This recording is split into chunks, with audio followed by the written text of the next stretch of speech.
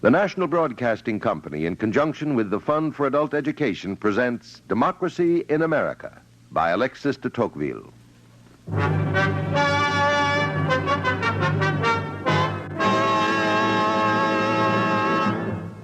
In Europe, Christianity has been intimately united to the powers of the earth. Those powers are now in decay, and religion is, as it were, buried under their ruins. The living body of religion has been bound down to the dead corpse of superannuated policy. But the Americans combine the notions of Christianity and of liberty so intimately in their minds that it is impossible to make them conceive the one without the other. Despotism may govern without faith, but liberty cannot. For what can be done with the people who are their own masters if they are not submissive to the deity?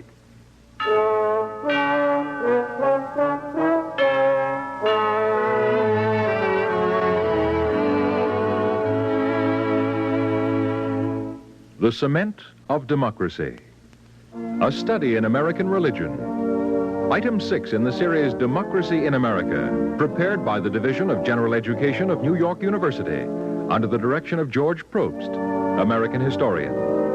A series designed to bring to life the America of 1831, as recorded by Alexis de Tocqueville, and so to illuminate the image of democracy itself. A study in American religion, the cement of democracy.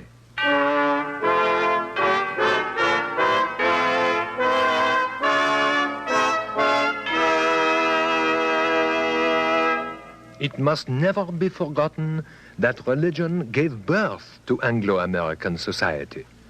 In the United States in 1831, religion has, as it were, laid down its own limits. Religious institutions have remained wholly distinct from political institutions, so that former laws have been easily changed, while former belief has remained unshaken. In the United States, Christianity is an established fact, but Christian sects are infinitely diversified and infinitely tolerant. This struck us very forcibly on the Sunday Beaumont and I spent in the great prison of Sing Sing, where the warden showed us the chapel. I guess we're a little late for the sermon. Looks as if the preacher's just delivered it. What sect is the preacher? Now, I don't rightly know just who was up this Sunday. There was some talk of a Presbyterian, but maybe it was one of the Methodists. Tell you this, though. We have trouble getting good chaplains out here at the prison. Why is that? Don't pay enough, I guess. Even the preacher's got to live, you know. Do all the Methodists go to church one Sunday, and all the Presbyterians the next, and so on? No. All the men go every Sunday. We just let each of the preachers talk to them in turn. It all works out very well, just so long as they stick to general morality and don't go pushing dogmas too far. But this is astounding. Beaumont, do you hear what this gentleman is telling us? What is he telling us? That it makes no difference what sect the minister represents. So long as he gives them general Christian morality. To criminals, then, there is no one church that is the true faith. And you'll find the same outside the walls. As far as religion goes, you'll find a lot of toleration over here. A lot of toleration. Well, Tocqueville, I should very much like to know how a lively and sincere faith can get on with such a perfect toleration. How can one have equal respect for religions whose dogmas differ? What real influence on the moral conduct of these Americans can be exercised by this religious spirit whose outward manifestations are so noticeable? Well, the extreme religious tolerance is due to the very multiplicity of sects. If there were only two, they might cut each other's throats. But no sect having the majority, all have need of tolerance. But might it not be that this outward show of religion has more breadth in it than depth? Might not all these sects compete with one another in the minute observance of their cults and of the moral principles which religion commands? Might they not compete, Tocqueville? I should think they sometimes do. Then, perhaps some of the religious zeal is due to conceit and emulation rather than to conviction of the truth. No, that I do not believe. Frankly, I consider the United States one of the most religious countries that I have ever encountered. Consider how zealously they observe their Sunday. In the United States, on the 7th day of every week, the trading and working life of the nation seems suspended. All noises cease. A deep tranquility succeeds the turmoil of the week. On this day, the centers of trade are deserted.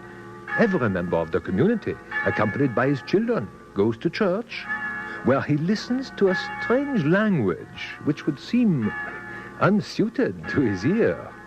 He is told of the countless evils caused by pride and covetousness. He is reminded of the necessity of checking his desires, of the finer pleasures that belong to virtue alone, and of the true happiness that attends it.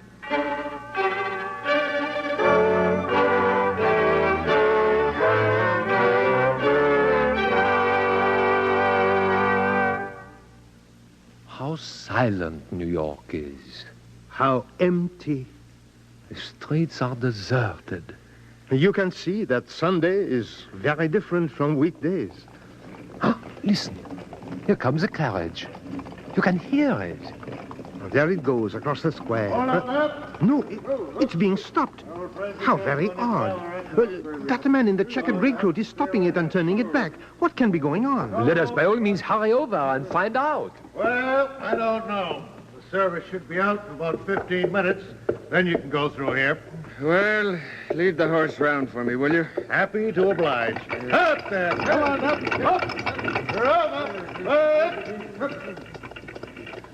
Morning to you, gentlemen. Good morning, sir. Might I inquire why you are turning back carriages? You, gentlemen from foreign parts? We are from France. Ah, well, that accounts for it. What I'm doing here, gentlemen, is protecting the worshippers in that church over there from being disturbed by passing carriages. It's my turn to do this for the church this Sunday. How unusual. You're wrong there. In some neighborhoods, it's quite the regular thing to ask people not to drive past during divine service. Why, the religious severity of Philadelphia is so great that they put up chains across the streets on a Sunday to prevent horses and carriages from passing. And in Massachusetts, they used to put you in jail for traveling on a Sunday. New York, too. We have only been here a few weeks, but we have noticed that your people invariably make a point of attending some church service. No, you don't have that straight. Go down and take a look at the Hoboken Fairies. Every single Sunday, you'll find 10,000 people going over to the country for a breath of fresh air and a sight of green fields. Every Sunday, out they go to Harlem, too. And in the evening, you'll see the folks coming back from the woods and fields of Harlem, all laden down with green boughs and bunches of flowers. Lovely sight. You see, Sunday's probably the only day the working man has a chance to take his family and wife out for an airing. Well, you will never make a man who labors all week spend all day Sunday thinking. In other words, Americans are not as conscientious in Sunday observance as we had thought. Oh, no, now. It'd be a great mistake to think that. Heard of what they call the night blooming cereus? I have heard of it. It's a flower. You wait years for it to open. Well, there's one near here. Last year it opened. But it chanced to be on a Sunday evening, and a lot of people wouldn't go to see it. Conscientious scruples. The sentiments do them credit. How do you make that out? If there's anything wrong in coming out on a Sunday, I should have thought the flower might have known about it. May I inquire what church you gentlemen belong to? We are Roman Catholics. Well, we have plenty over here. We have plenty of everything. Any kind of religion you want. Just the other day, I was in what they call a revival meeting right here in the state of New York. 40 days and 40 nights, relays of ministers kept it going. Over here, gentlemen, you'll find any kind of religion you want. Oh, I see they're coming out of church now. Good day, gentlemen. Hope I've been of some assistance to you.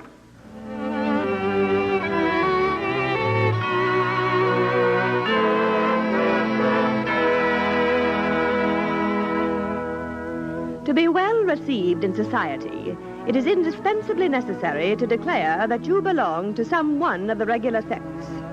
Now, the Methodists are considered as the most pious, the Presbyterians as the most powerful, the Episcopalians and the Catholics as the most genteel, the Universalists the most liberal, the Swedenborgians the most musical, the Unitarians the most enlightened, the Quakers the most amiable, the dancing Shakers the most amusing, and the Jews the most interesting. I know a respectable family where one is a Methodist, one a Presbyterian, and a third a Universalist.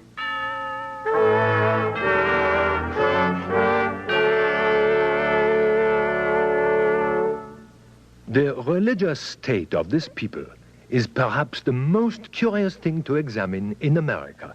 It's incredible to see the infinite number of subdivisions into which the sects in America have split. It may fairly be believed that a certain number of Americans pursue a particular form of worship from habit more than from conviction.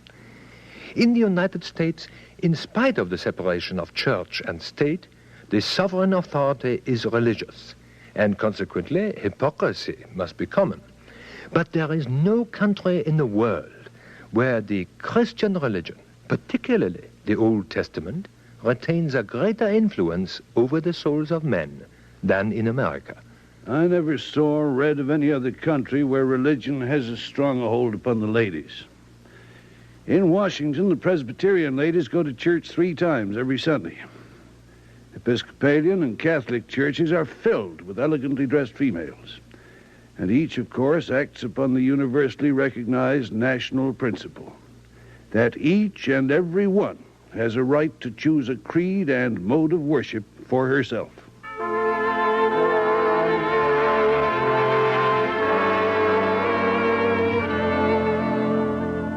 The religious and anti-religious instincts which can exist in man are developing here in perfect liberty. Now, we often remarked that the American clergy, in general, not even excepting those who do not admit religious liberty, are all in favor of civil freedom. During our visit, we spoke to many men of the church. Father Richard, for example, in the frontier territory of Michigan, was perhaps not used to interested inquiry. It is very good of you, Father Richard, to tell us about your work. I am only glad that you are interested. I am so used to indifference.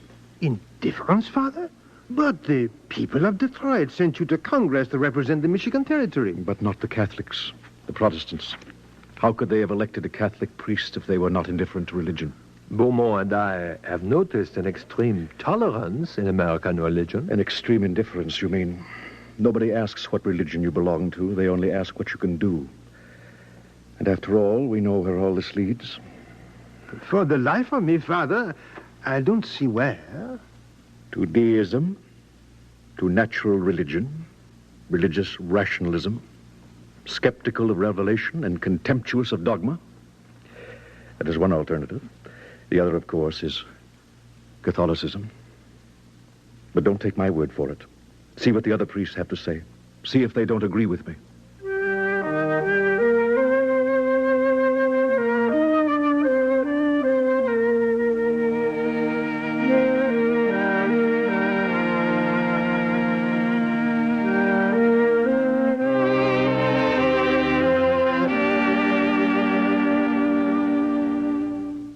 It is very good of you, Father Power, to receive us with such cordiality. I'm very happy to be of service to you gentlemen. Another glass of wine. Thank you so much. Thank you.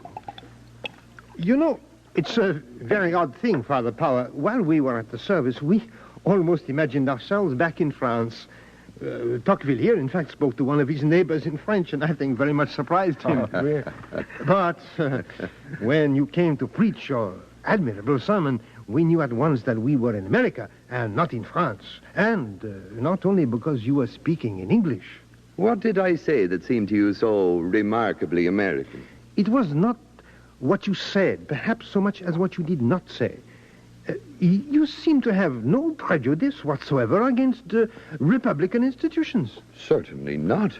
Do you think the support of the civil power is useful to religion? On the contrary, I am profoundly convinced that it is harmful. I know that the majority of the Catholic priests in Europe have a contrary belief. I understand their point of view. They distrust the spirit of liberty, whose first efforts have been directed against them. Having besides always lived under the sway of monarchical institutions which protected them, they are naturally led to regret the loss of that protection. They are therefore victims of an inevitable error. If they could live in this country, they would not be long in changing their opinions. All religious beliefs are on the same footing here. The government neither sustains nor persecutes any one. And doubtless there's not a country in the world where the Catholic religion counts adherents more fervent and proselytes more numerous.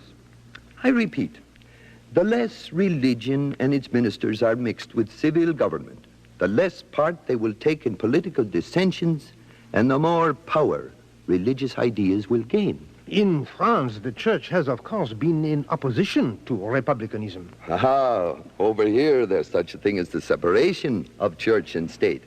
Several of the states have it written into their constitutions. New York State's one of them. Let's see, how does it go? And whereas the ministers of the gospel are, by their profession, dedicated to the service of God and the care of souls, and ought not to be diverted from the great duties of their functions. Therefore, no minister of the gospel or priest of any denomination whatsoever shall at any time hereafter, under any pretense or description whatsoever, be eligible to or capable of holding any civil or military office or place within the state. Oh.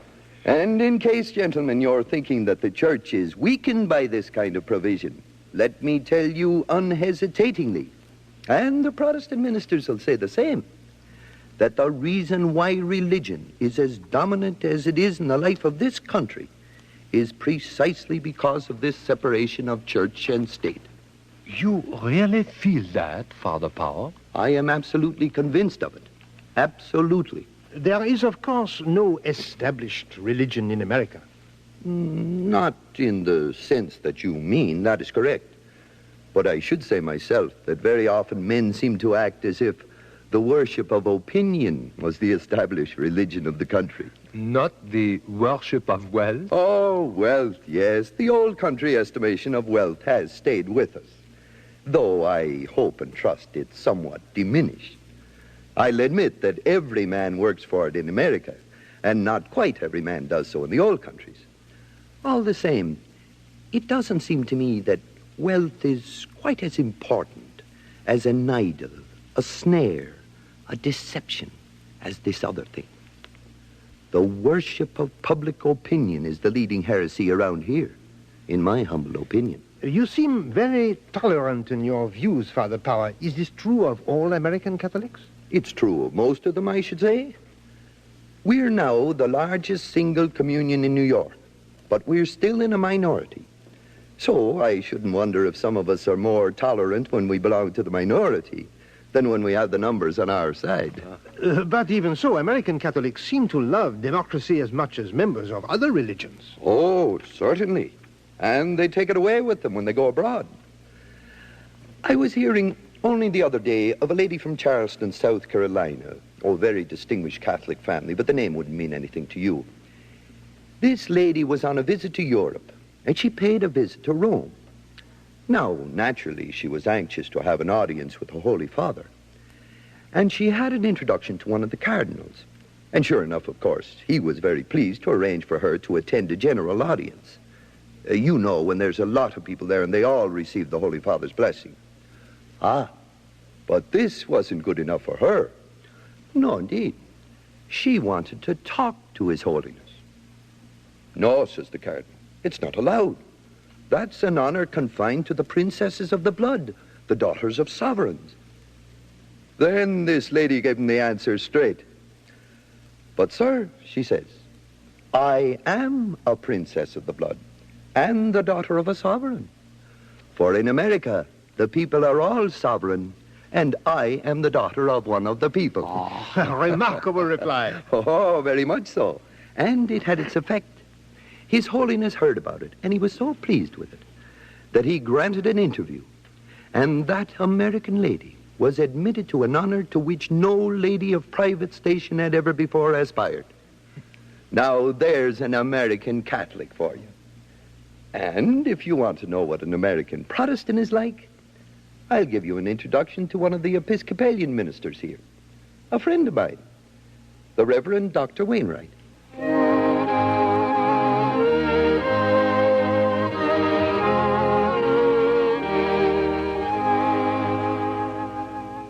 So you find no point of conflict between religious ideas and political doctrines? None, sir.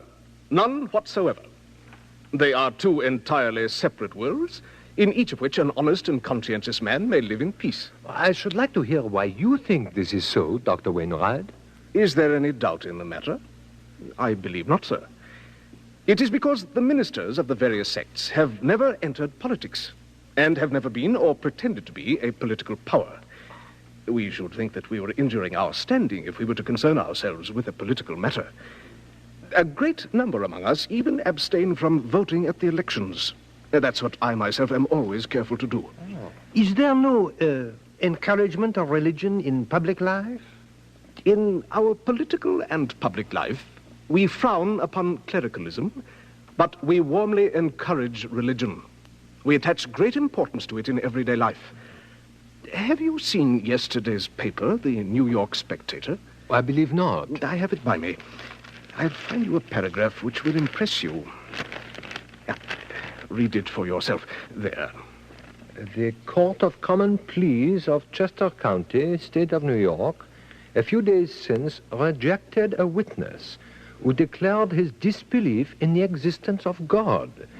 The presiding judge remarked that he had not before been aware that there was a man living who did not believe in the existence of God, and that disbelief constituted the basis of all testimony in a court of justice, and that he knew of no case in a Christian country where a witness had been permitted to testify without such belief.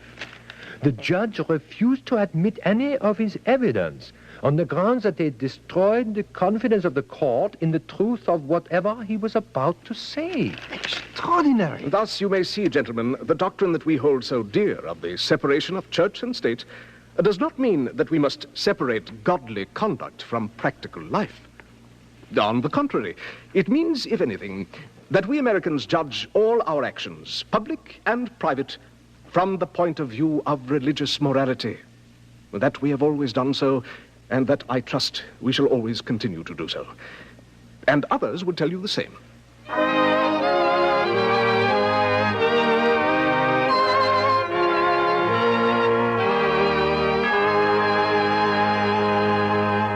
What do you say to that, Dr. Stewart? That we judge all actions from the point of view of religious morality? Well, I'd say it's true. I'm a medical doctor here in Maryland, as you know, gentlemen, and I observe that people follow the advice of the clergy. They hire only those that seem religious.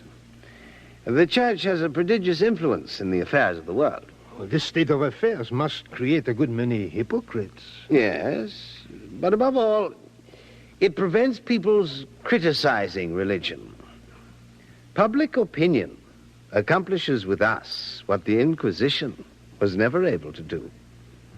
I have known a multitude of young men who, after receiving a scientific education, thought they had discovered that the Christian religion was not true. Carried away by the fire of youth, they began to maintain this opinion openly, and they became indignant at the intolerance of the zealous Christians and placed themselves in a position of open hostility. Well, some were obliged to leave the country or to vegetate there miserably. The others, feeling that the struggle was unequal, were constrained to return outwardly into the ways of religion, or at least keep their mouths shut. The number of those thus beaten by public opinion is very considerable. Astonishing.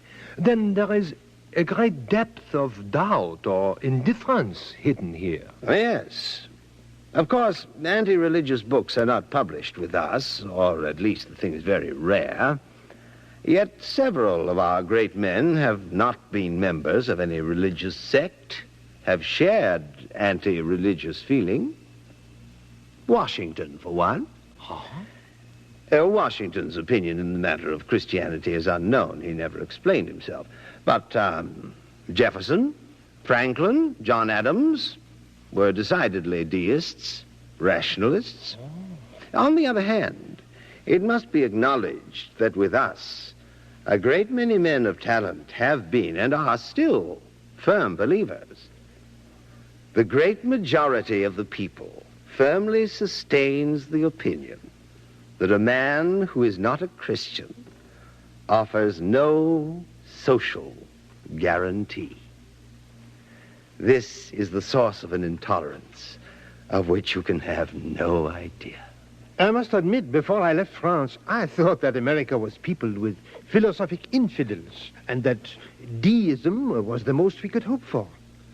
Actually, this extreme tolerance on the one hand towards religions in general, on the other this considerable zeal of each individual for his own religion, is a phenomenon I can't even explain to myself.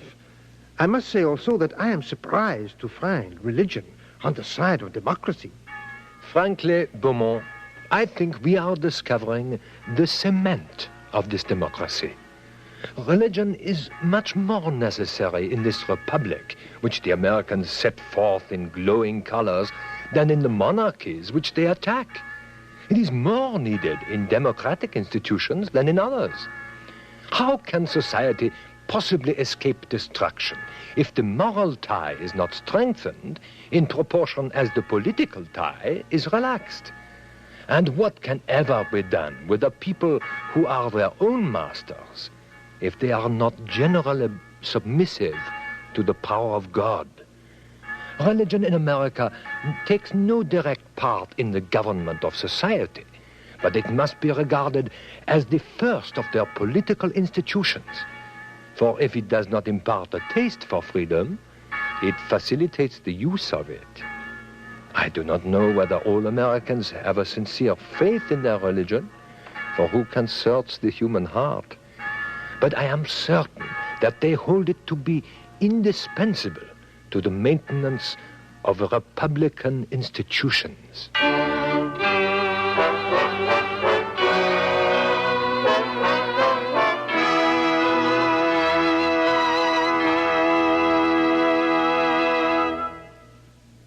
You have just heard The Cement of Democracy, a study in American religion, Item 6, in a series based on Alexis de Tocqueville's Democracy in America.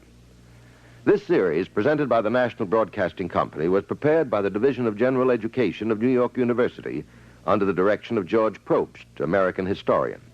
Produced in the studios of the Canadian Broadcasting Corporation by Andrew Allen. Script by Lister Sinclair, music by Lucio Agostini. This series, Democracy in America, is made possible by a grant from the Fund for Adult Education as part of a general course of study of the nature of American society. Teachers of American history and American civilization and adult education leaders may be interested in using these dramatizations and other materials which are available for study and discussion at a reasonable charge. For information, write to American Foundation for Continuing Education, Post Office Box 749, Chicago 90, Illinois. Now, this is Ben Grauer inviting you to listen next week to The Cold Water Army, Item 7 on Democracy in America. This has been an NBC Radio Network presentation.